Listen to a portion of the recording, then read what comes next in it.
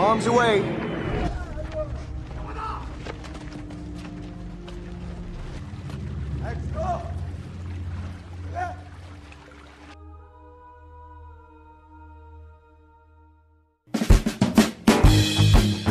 Halo Bro Bre, kembali lagi bersama gue ABC Movie. Kali ini kita akan ngebahas film yang berjudul Unbroken. Film ini menceritakan penderitaan prajurit Amerika Serikat yang terdampar di tengah laut dan menjadi tawanan perang Jepang. Oke, sebelum kita ke alur ceritanya Bro Bre, jangan lupa tombol merahnya itu dirubah menjadi warna abu-abu dulu ya Bro Bre. Thank you Bro Bre, terima kasih banyak ya. Tanpa berbasa-basi panjang kali lebar kali tinggi sama dengan luas, kita langsung aja ke alur ceritanya Bro Bre. Let's go! Yeah!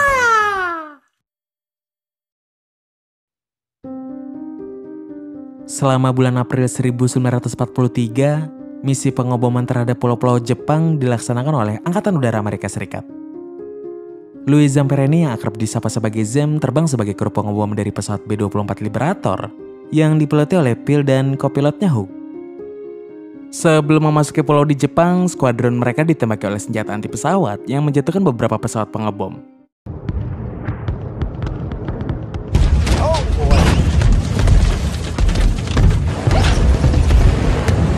Sementara itu pesawatnya Zem mampu melewati tembakan dan dia berhasil menjatuhkan bomnya. Tapi sebelum pulang, mereka mendapatkan beberapa masalah mulai dari pintu bom yang macet sampai dikejar-kejar pesawat Zero Jepang.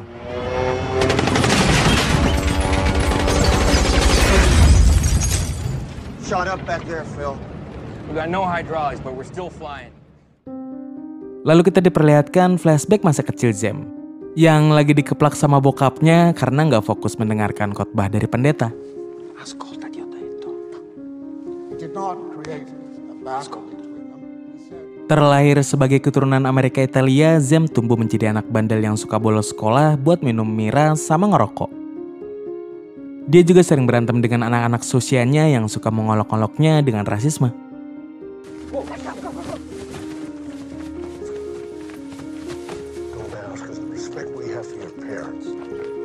Setelah diamankan, dia lalu diserahkan kepada ibunya sambil melaporkan kelakuan Zem barusan.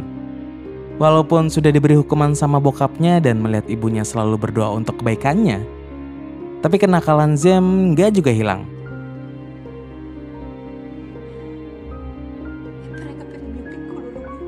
Kali ini dia malah minum miras dari dalam tribun lapangan sambil ngintip cewek yang duduk di atasnya. Dan pas giliran ketahuan, dia buru-buru lari dari kejaran petugas, tapi aksinya dipergoki oleh Peter kakaknya. Setelah melihat bakat lari yang dimiliki Zem, Peter pun mulai melatihnya buat jadi pelari. Dan menasihatinya agar berhenti menjadi anak yang nakal. Kemudian Zem mulai berlatih dengan disiplin hingga menjadi andalan sekolahnya untuk lomba lari jarak jauh. Dia bahkan mendapat julukan The Torrance Tornado karena selalu memenangkan lomba dan jadi pelari SMA tercepat sepanjang sejarah Amerika.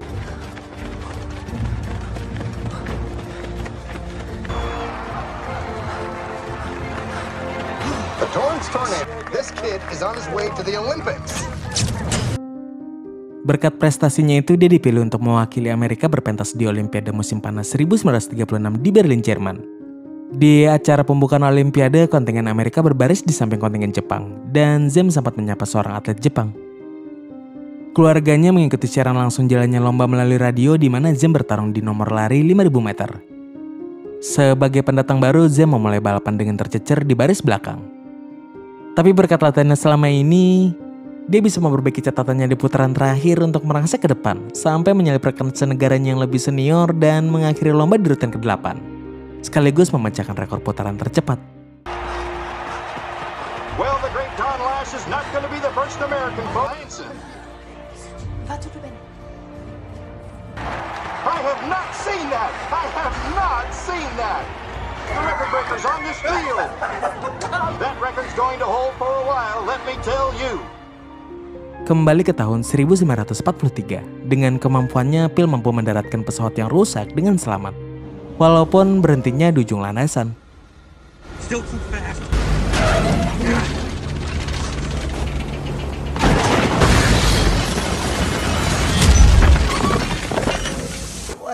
Namun di tengah kegembiraan, seorang kru yang terluka meninggal dunia. Lalu kita diperlihatkan Zem masih terus berlari didampingi Hook sebelum Phil mengabarkan kalau mereka ditugaskan untuk misi penyelamatan. Tapi saat mereka sedang terbang di atas Samudra Pasifik dekat perairan Jepang, mesin pesawat sebelah kiri mereka mati, sehingga mereka harus bersiap untuk jatuh di laut.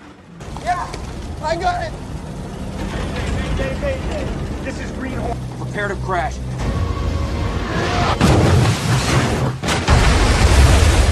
Dan begitu jatuh ke air, badan pesawat terbelah menjadi dua saking kuatnya benturan. Perlahan-lahan pesawat mulai tenggelam bersama Zem yang kakinya tersangkut senapan. Sempat kehilangan kesadaran, Zem akhirnya mampu melepaskan diri dan naik ke permukaan. Dari total 8 kru, hanya 3 orang yang selamat. Mereka adalah Zem, Phil, dan Meg. Sambil mengobati lukanya Phil di atas perahu karet, Meg pesimis kalau mereka akan mampu bertahan karena nggak ada yang tahu lokasi mereka. Tapi Zem nggak setuju dan yakin mereka akan selamat. Pada hari pertama terombang-ambing, penderitaan mereka sudah langsung dimulai dengan diintai oleh ikan hiu. Lalu saat bangun tidur, sebuah pesawat melintas dan mereka berusaha memperlihatkan posisinya dengan menembakkan suar. Tapi usaha mereka sia-sia.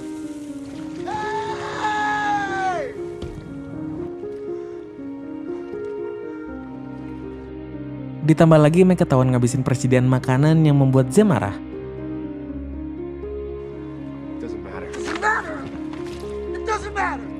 Di hari ketiga, mereka menangkap seekor burung yang lagi hinggap di perahu dan niatnya mau dimakan mentah-mentah.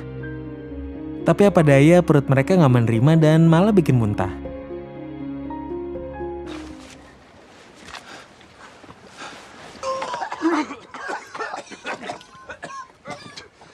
Kemudian mereka mencoba peruntungan dengan memancing sampai akhirnya mereka mendapatkan seekor ikan buat dimakan bersama-sama. Attaboy, Phil.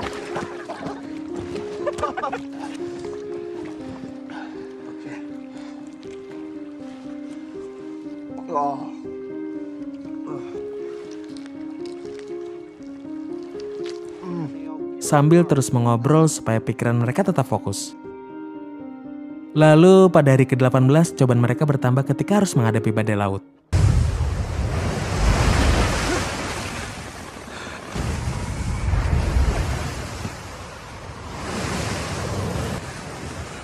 Dan di situ Zem yang sebelumnya kurang agamis, berjanji akan lebih rajin beribadah kalau dia diselamatkan dari cobaan ini. Setelah badai mereda, akhirnya mereka bisa minum dari air hujan yang turun untuk pertama kalinya selama mereka terapung.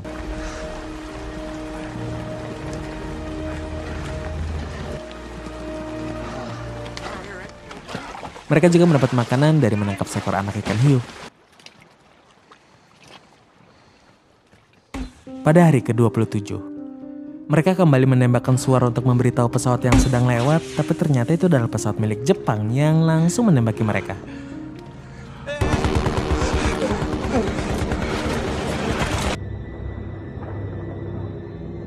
Lalu mereka kembali ke atas perahu karena mengira pesawatnya sudah pergi. Tapi tanpa diduga pesawatnya datang lagi untuk serangan kedua. Kali ini hanya Zem yang sempat nyebur, dan di belakangnya seekor hiu tewas tertembak sebelum menjadi santapan hiu yang lain. Beruntungnya mereka bertiga berhasil selamat dan gak kena tembakan, walaupun perahu karetnya banyak yang bolong. Lalu saat mereka lagi menambah lubang-lubangnya, seekor hiu hampir aja memangsa Zem sebelum diusir oleh Meg.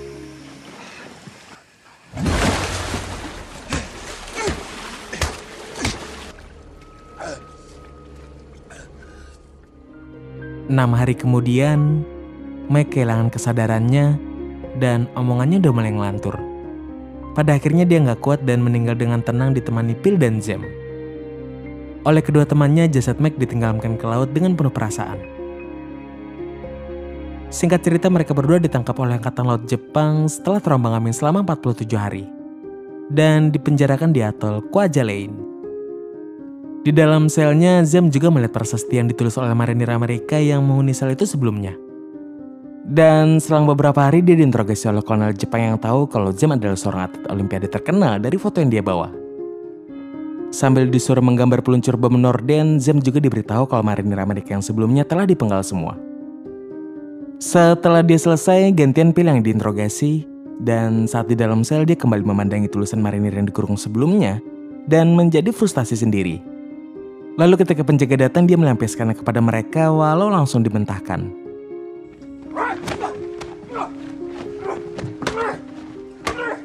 Dan dia dijejerkan bersama Phil mengira akan dieksekusi mati. Tapi setelah disuruh melepas pakaian, ternyata mereka malah cuma dimandiin aja.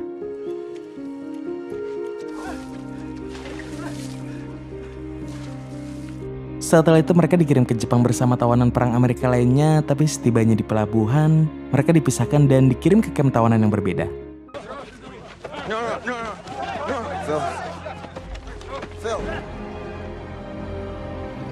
Melalui celah di penutup matanya, Zem mengira ada di Tokyo, kota yang seharusnya dia datangi untuk Olimpiade sebelum dibatalkan. Singkat cerita dia telah sampai di kamp tahanan Omori dan dibariskan bersama tahanan lama untuk diperkenalkan kepada komandan camp yang bernama Korporal Watanabe.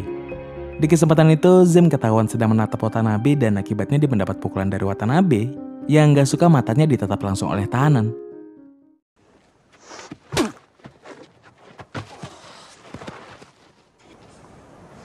Don't look at me. Setelah dipastikan tahanan baru gak membawa wabah penyakit, mereka dimasukkan ke dalam barak yang dikomandoi Miller. Dia juga memberitahu para tahanan baru kalau Watanabe memiliki julukan The Bird karena selalu mengawasi mereka dan gak segan membunuh tahanan. Hari-hari di camp selalu dimulai dengan upacara penghormatan untuk Kaisar Jepang dan diteruskan dengan senam pagi, gak peduli seperti apa cuacanya. Karena tahu Zem adalah seorang atlet, Watanabe menyuruhnya adu lari buat membuktikannya. Tapi karena fisiknya masih lemes, dia jadi ambruk dan dipukuli lagi sama Watanabe.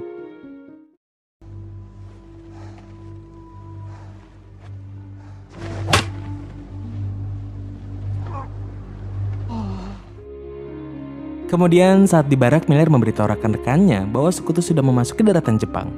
Hal itu diketahui dari menguping pembicaraan prajurit Jepang di sela-sela tugasnya. Para tahanan juga terlihat sangat kompak dalam bekerja sama untuk bertahan hidup di camp.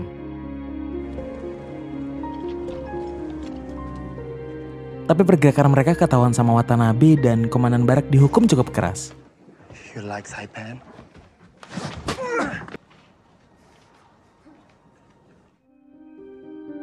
Lalu kita diperlihatkan pesawat pengebom Amerika sudah memasuki wilayah Tokyo.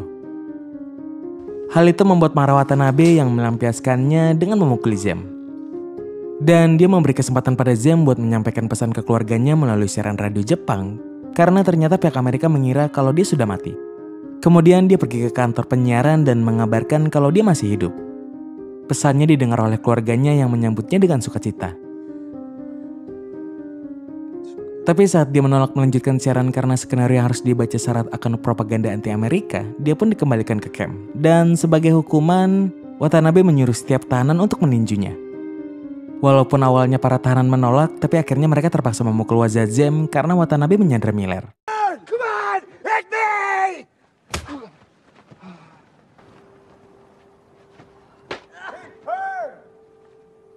Come on.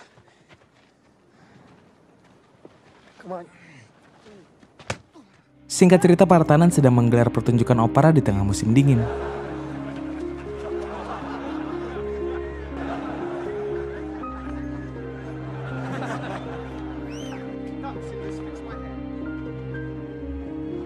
Dan Watanabe memberitahu Zem bahwa dia mendapatkan promosi yang mengharuskannya berpisah dengan mainannya di camp Omori. Lalu kita diperlihatkan pesawat pengebom Amerika menjatuhkan bom di sekitar camp hingga membuat atap barak terbakar.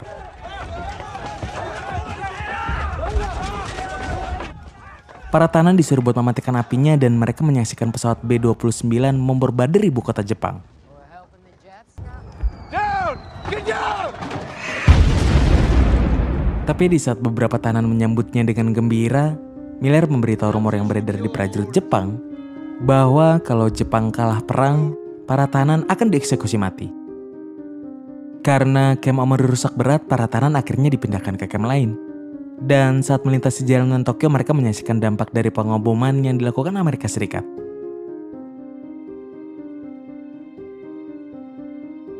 Dan setelah diangkut menggunakan kereta, para tahanan sampai di kamp penjara Noetsu dan ternyata mereka bertemu lagi dengan Watanabe yang kini menjadi komandan di sana setelah naik pangkat menjadi sersan. Bagaikan deja vu, Zem langsung lemas saat meliriknya dan seperti saat pertama bertemu, Watanabe kembali memukul kepala Zem, tapi kali ini karena dia nggak menatapnya. Lalu hari-hari mereka di sana diisi dengan bekerja mengangkuti batu bara ke dalam kapal tongkang, sampai-sampai ada yang gak kuat dan jatuh dari tangga. Kemudian pada saat Presiden Roosevelt meninggal dunia, Watanabe menginformasikannya kepada para tahanan dan membuat mereka semua tertegun lemas. Suatu hari seorang petugas mendorong Zem dari atas tangga sampai kakinya keseleo atas perintahnya Watanabe. Lalu dengan kaki yang terluka, pekerjaan Zem menjadi terhambat. Dan hal itu dimanfaatkan oleh Watanabe buat menghukumnya dengan disuruh mengangkat balok besar sampai matahari terbenam. Dan gak boleh menjatuhkannya atau dia akan ditembak mati. Disaksikan oleh para tahanan dan petugas, Zem berhasil melakukannya meskipun kelelahan.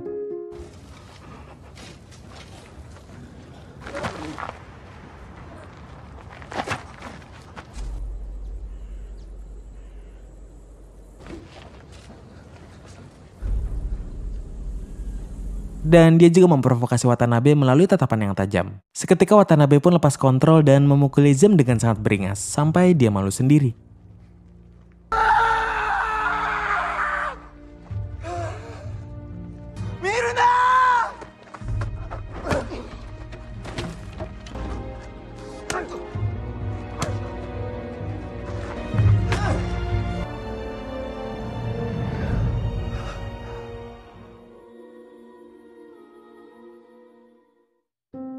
Singkat cerita, Jepang yang sudah diambang kekalahan mengundang para tahanan buat mandi di sungai Hokura, yang oleh para tahanan hal itu diartikan sebagai eksekusi mati. Tapi sesampainya di sungai, sebuah pesawat Amerika melintas di atas mereka yang menandakan Jepang telah kalah.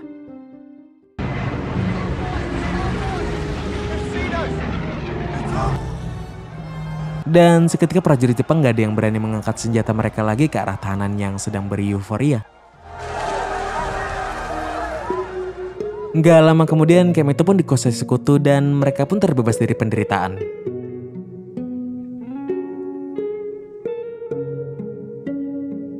Di sisi lain, Zem mencari Watanabe ke kamarnya, tapi dia udah kabur duluan. Di situ dia terduduk lemas sambil melihat foto masa kecil Watanabe bersama ayahnya. Setelah itu dia kembali ke Amerika dan mencium tanah airnya begitu turun dari pesawat.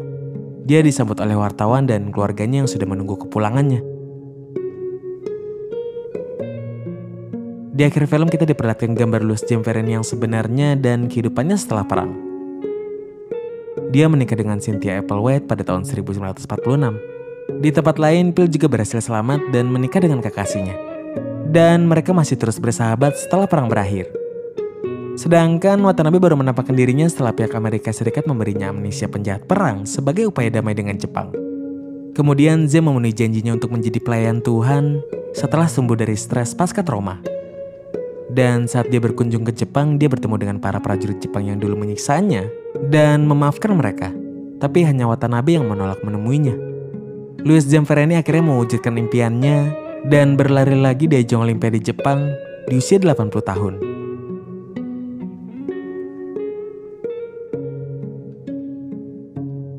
Tomat.